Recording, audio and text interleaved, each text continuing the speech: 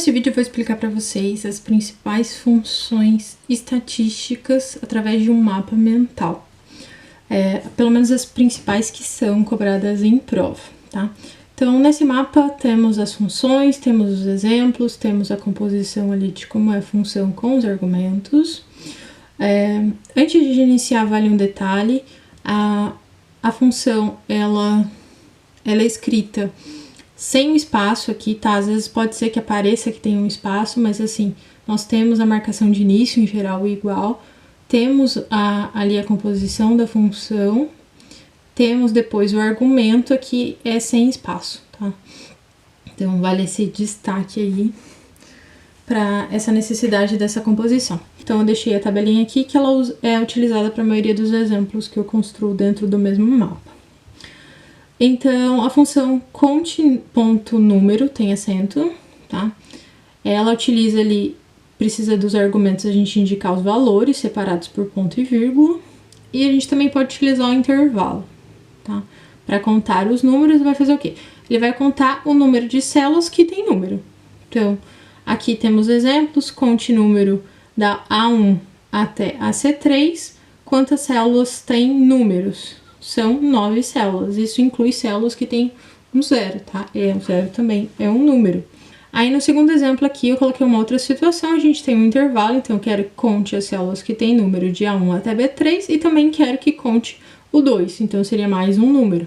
Então de A1 até B3 temos 6 células, com mais o número 2 que eu coloquei aqui seriam 7, tá? Então no outro exemplo fica ali, conte valores. Ela vai contar quantas células não estão vazias. Então, no caso aqui, se eu contar valores de A1 até D3, então eu incluir a parte que tem letras, ali tem texto, ele é uma célula não vazia. Então, ele vai contar 12 células, no caso. Aqui, conte C. Conte C, as bancas gostam de trabalhar com critérios, então é bom a gente entender bem como funciona o critério. Dá pra exercitar bastante no Excel, mas assim, se você às vezes não tem tanto tempo para ter uma noção, às vezes o mapa aqui já ajuda. Então, conte C, conte tem um pontinho aqui, ponto C, ela precisa que a gente indique o intervalo que a gente vai estar avaliando e o critério que é para selecionar para contar.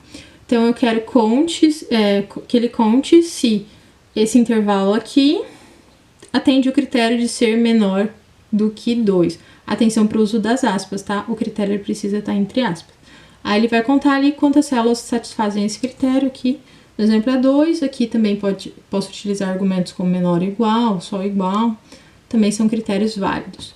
O conte C, ele se baseia no funcionamento como conte C, mas eu posso utilizar mais de um intervalo, mais de um critério. Então ele é até mais utilizado por isso, né? Porque ele permite usar não só um critério, quanto outro critério.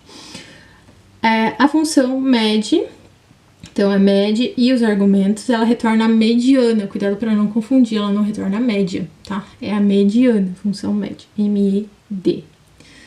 Então, aí ficou os exemplos para situações, não vão entrar em cada caso, né? A função média, aí sim, traz a média aritmética.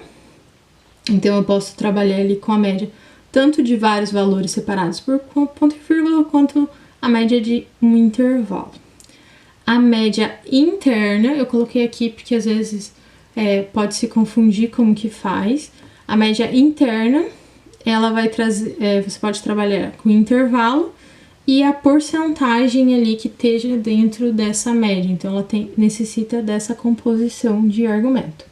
E a média geométrica, o cálculo de um tipo de média. Então, não vou entrar aqui no detalhe porque seria uma questão mais estatística, né?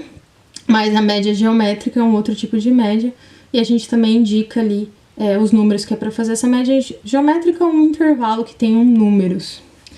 A função modo, ela apresenta a moda, né? Então, os números que mais se repetem, né? De forma geral. É o número que mais aparece, que eu coloquei aqui. Então, a função modo, aqui tem um exemplo. Então, eu posso trabalhar também com número ou com intervalo. A função mínimo vai trazer o menor número daquele intervalo, daquele conjunto de números.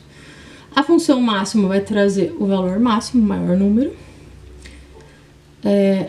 e a função maior, eu consigo indicar não só tipo o maior dentre todos, mas assim uma posição. Eu quero o segundo maior, né? Eu quero o terceiro e assim sucessivamente. Então eu consigo indicar a posição que eu quero. Da mesma forma, temos a função menor. Eu vou indicar tanto os números que eu quero que ele traga, um número maior ou menor, quanto posso indicar também um intervalo. E aí o K, que seria a última parte ali da minha composição do argumento, se por exemplo eu utilizar aqui no caso K igual a 1, vai ser o mínimo, o menor, que vai corresponder à função mínima aqui no caso.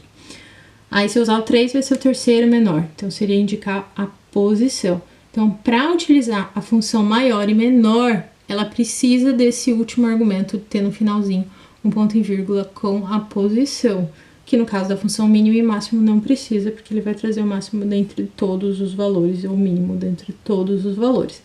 Tá, então eu tentei não me alongar muito para esse vídeo não ficar muito extenso, mas qualquer dúvida é só deixar nos comentários. O Excel vale a pena explorar e fazer o teste dentro do próprio Excel em diferentes situações com tabelas, que ajuda a ganhar confiança ali. O mapa está disponível para download de forma gratuita, qualquer dúvida é só deixar nos comentários.